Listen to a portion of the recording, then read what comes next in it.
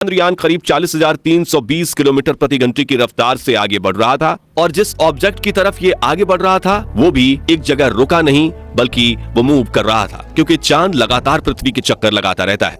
ऐसे में इसरो के वैज्ञानिकों को बिल्कुल सही समय पर इसके इंजन को चालू करना था ताकि इसे एक बूस्ट मिले और ये उस धक्के से चांद के ऑर्बिट में स्थापित हो जाए। इस काम में 1 सेकंड की चूक भी बहुत भारी पड़ सकती थी, क्योंकि अगर चंद्रयान की दिशा चांद की तरफ थोड़ी ज्यादा मुड़ जाती तो ये बिना उसके ऑर्बिट में रुके सीधा चांद की तरफ आगे बढ़कर उसकी सतह पर क्रैश हो जाता, या फिर अगर इसे जरूरत से थोड़ा कम मोड़ा जाता तो ये चांद को छोड़कर हमेशा के लिए अंधेरे स्पेस में गुम हो जाता।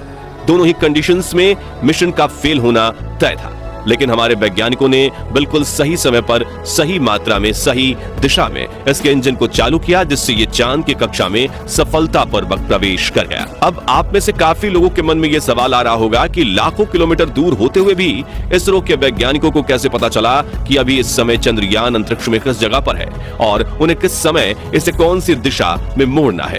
असल में दोस्तों, इसरो के ये काम अपने telemetry tracking and command network की मदद से होते हैं, जिसका काम इसरो के चंद्रयान और दूसरे स्पेस ऑब्जेक्ट्स को ट्रैक करना है।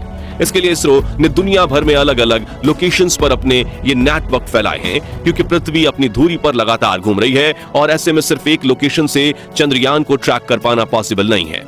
यही वजह है कि दूसरे देशों की स्पेस एजेंसियां इस काम में इसरो की मदद करती हैं और बदले में जब इन स्पेस एजेंसियों के मिशन अंतरिक्ष में जाते हैं तो इसरो भी इन्हें यही सेम फैसिलिटी देता है। अब यहां तक तो हुई चंद्रयान के लूनर ऑर्बिट में प्रवेश करने की बात। चलिए अब इसके आगे के प्लान पर भी एक नजर डालते हैं और जानते हैं कि आगे इसे और कौन कौन से चैलेंजेस से गुजरना है। तो दोस्तों, इस समय चंद्रयान अंडाकार शेप में चांद के ऑर्बिट के चक्कर काट रहा है।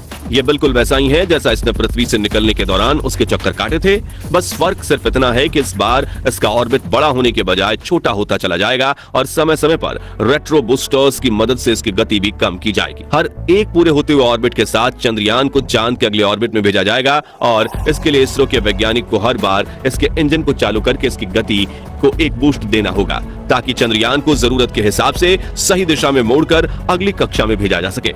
इस तरह आगे बढ़ते हुए 16 अगस्त को चंद्रयान चांद की आखिरी कक्षा में पहुंचेगा, जिसका आकार 100x100 किलोमीटर होगा। यानी अंडाकार कक्षाओं को पार करते हुए चंद्रयान एक गोलाकार कक्षा में पहुंच जाएगा। यहीं पर 17 अगस्त के दिन इसका propulsion मॉड्यूल विक्रम लैंडर से अलग होगा और फिर इसके बाद आगे का सफर लैंडर अकेले ही तय करेगा।